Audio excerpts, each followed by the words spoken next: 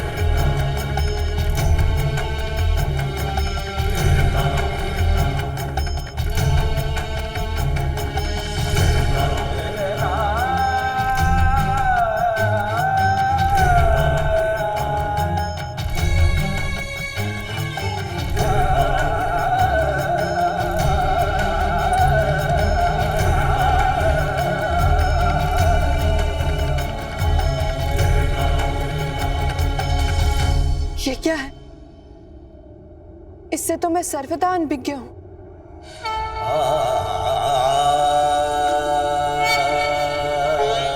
इस संसार के संचालन का दायित्व तुम पर है सती। तुम वो आदिशक्ति हो, वो ऊर्जा हो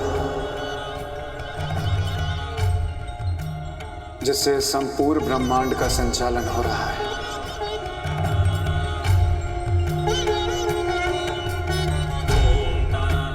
पति पत्नी होने के अतिरिक्त ये एक महान दायित्व है जिसका निर्वहन हमें किसी भी परिस्थिति में करना है।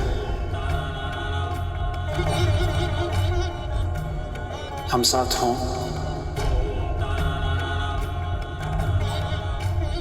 या ना हो।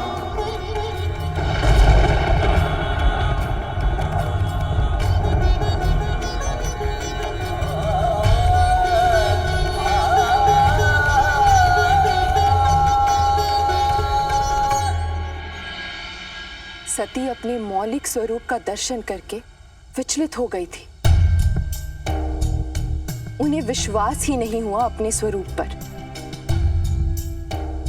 और उसका परिणाम यह हुआ कि सती अपनी पूर्णता से वंचित रह गई। सती के इस व्यवहार से शिव का नैराश्य और बढ़ गया और वो दीर्घ ध्यान में चले गए।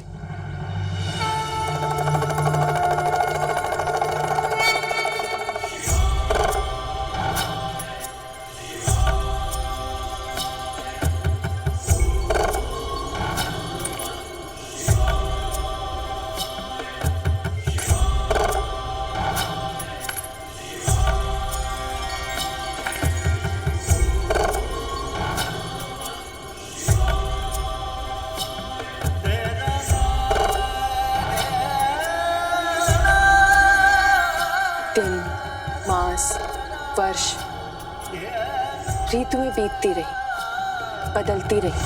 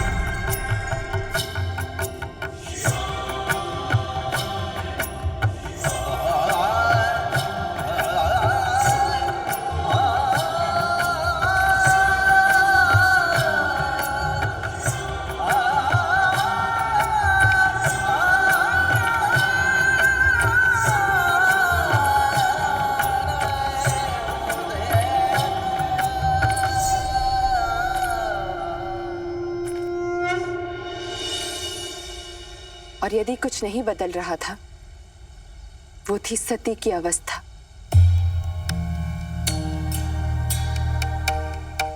सती की प्रतीक्षा और शिव का ध्यान दोनों ही अंतहीन होते जा रहे थे।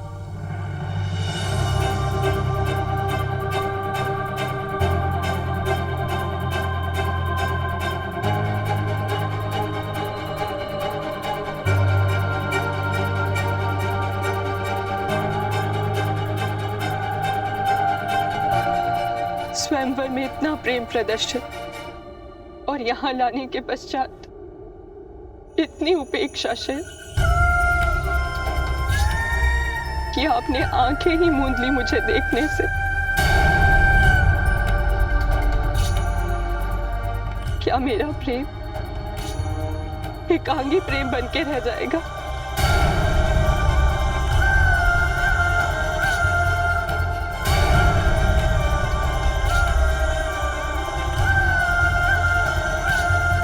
परंतु फिर भी मैं प्रतीक्षा करूंगी, क्योंकि मेरा प्रेम ऋतु नहीं है शिव,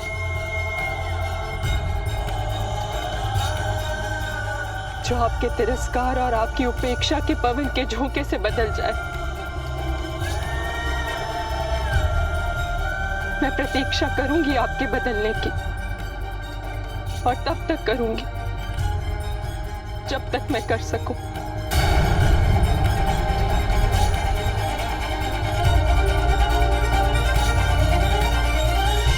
सती की अपूर्णता से उत्पन्न दूरी और विकराल होती जा रही थी। अपूर्णता एक ऐसी कमी है जो अनेकों दोषों को जन्म देती है,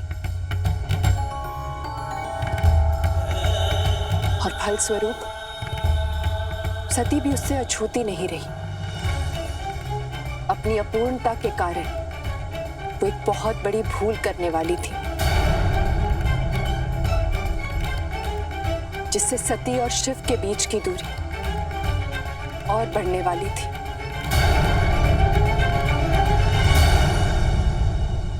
मित्र, शिव तो सर्वज्ञ थे, तब सती के प्रति उनका स्वभाव इतना अनभिज्ञ क्यों था?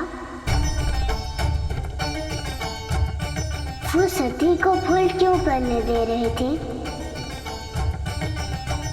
उन्हें भूल करने से रोक क्यों नहीं रहे थे?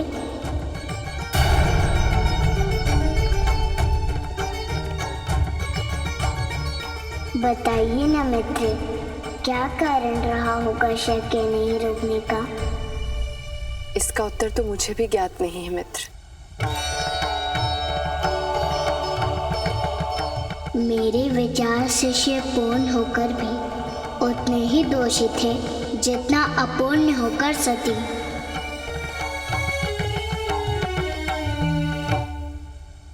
इसका उत्तर तो आप ही दे। इसका उत्तर तो शिव ही दे पाएंगे। जहां तक मेरी समझ है, उन्होंने उसका निर्णय सती के स्वयं विवेक पर छोड़ दिया था। तो क्या सती ने भूल सुधार लिया था? शिव की दृष्टि में अपूर्ण सती, दोषपूर्ण सती कैसे अपनी भूल को सुधारती? अपूर्ण सती के कर्मों में शिव के हस्तक्षेप की आवश्यकता थी, जो शिव ने नहीं किया, और सती ने एक और भूल कर दी, और शिव इतने आहत हुए कि उन्होंने अपनी वामांगी से वामांग में बैठने का अधिकार छीन लिया।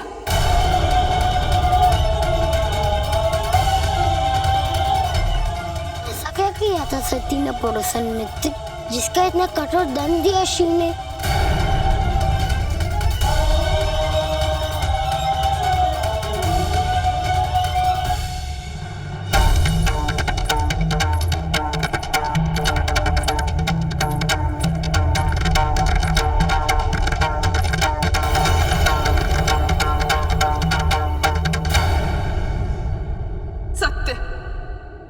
सत्य कहा था मेरे पिताश्री ने, आप मुझसे प्रेम नहीं करते आपने केवल शत्रुता निभाई है, मुझसे भी और मेरे पिताश्री से भी। मैं मात्र एक विजय प्रतीक हूं आपके लिए। मेरे पिताश्री को है और तुच्छ साबित करने के लिए आप मुझे यहां लेकर आए। अपनी शत्रुता की अग्नि को शांत करने के लिए आपने मुझसे विवाह किया था और आप मुझे यहां लाए। आंखें खोलिए शिव, आंखें खोलिए, मेरे प्रश्नों का उत्तर दीजिए, मेरे आरोपों का स्पष्टीकरण कीजिए। यदि आप आंखें नहीं खोलेंगे तो मैं ये सत्य स्वीकार लूंगी कि मैं केवल आपके लिए एक वस्तु हूं।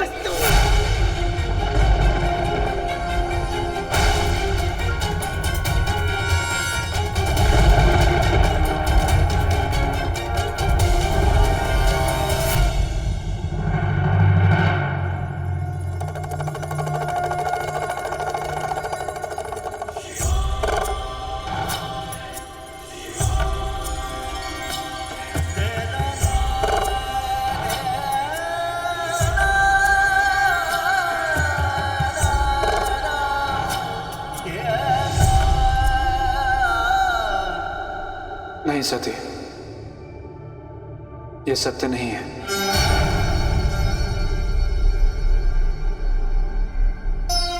किसी भी निर्णय में वादी और प्रतिवादी दोनों पक्षों को सुनना और समझना महत्वपूर्ण होता है। तो फिर क्या है आपका पक्ष?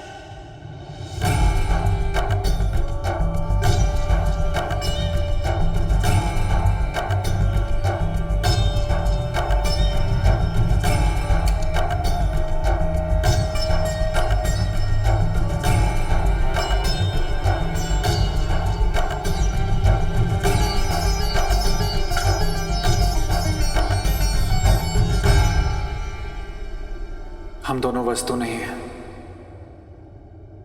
एक दूसरे के पूरक हैं,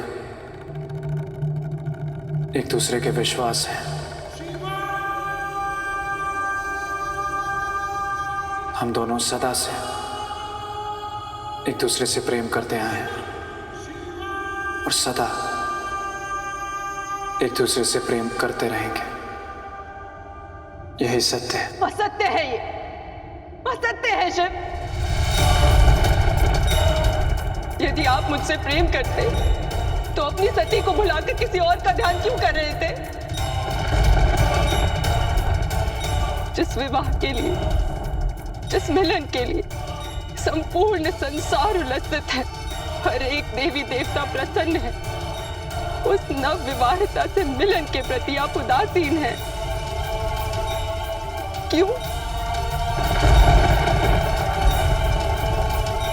कौन है जिसका आप ध्यान करते हैं? कौन है जो हर पल आपके ध्यान में है? जिसकी धुन और लगन में आप अपनी सती को भूल गए। आपके हृदय में बसने वाले उस प्रिय का नाम आपको बताना होगा। आपको मेरी सौगंध है। बताइए, बताइए।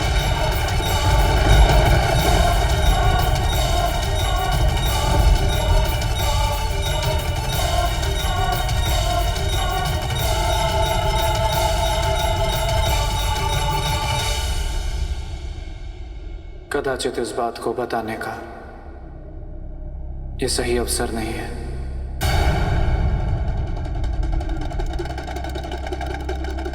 परंतु तुम्हारी सौगंध ने मुझे बाध्य कर दिया है।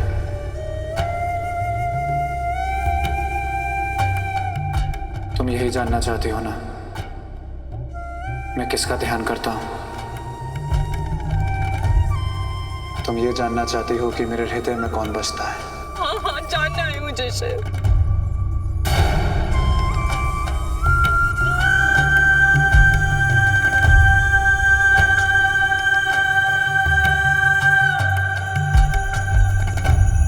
मेरे हृदय में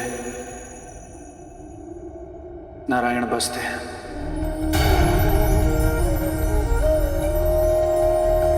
उनके अवतार जिनका मैं ध्यान करता हूं, जो मेरे सर्वप्रिय हैं,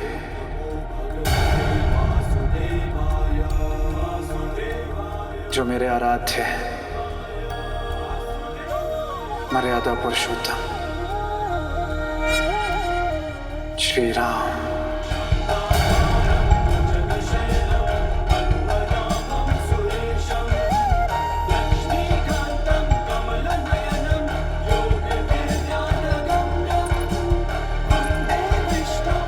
नारायण के अवतार का ध्यान।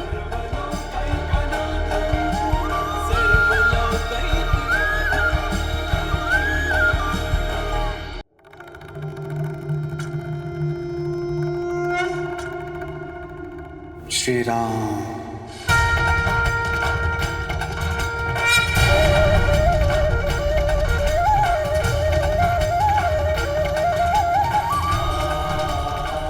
श्री राम।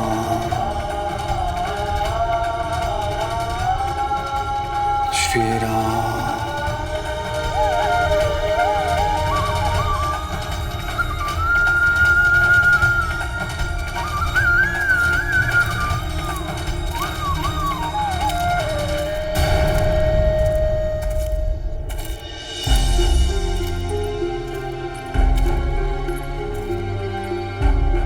मेरे साथ चलो नंदी। जी माता।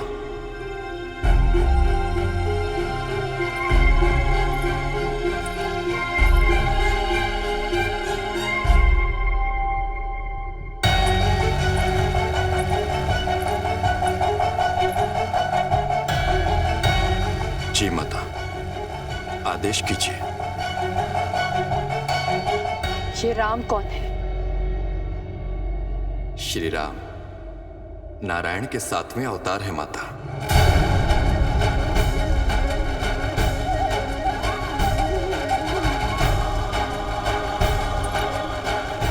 ऐसी क्या विशेषता है उनमें जो देवों के देव महादेव उनका ध्यान करते हैं?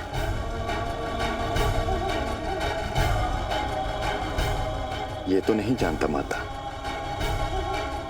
परंतु इतना अवश्य जानता हूं कि वो पुरुषों में उत्तम है। धर्म और मर्यादा की स्थापना हेतु त्रेता युग में राजा दशरथ के पुत्र के रूप में इस धरती पर अवतरित हुए हैं। और माता, जब हमारे प्रभु महादेव उन्हें भजते हैं तब निसंदेह वे पूजनीय हैं, महान हैं।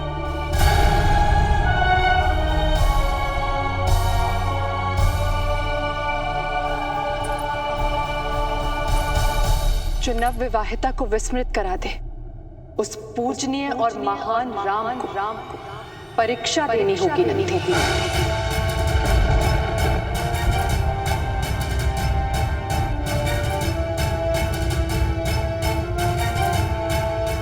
नहीं माता, आप ऐसा कदापि नहीं करिएगा।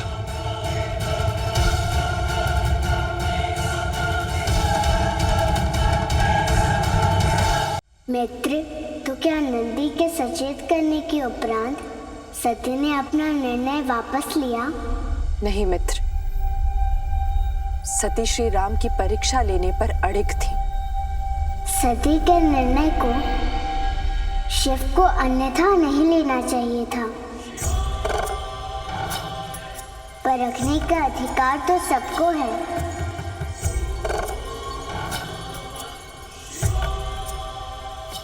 परख ही धारणा को सुदृढ़ बनाता है। परंतु कुछ संबंधों को परखा नहीं जाता मित्र, केवल विश्वास किया जाता है, दृढ़ विश्वास। उनमें से एक संबंध है पति पत्नी का संबंध, जो विश्वास की नींव पर टिका होता है। यदि उस संबंध की नींव से विश्वास की शिला हटा दी जाए तो उस संबंध का भवन एक क्षण में ध्वस्त हो जाता है। और संदेह विष पति पत्नी के संबंधों के बीच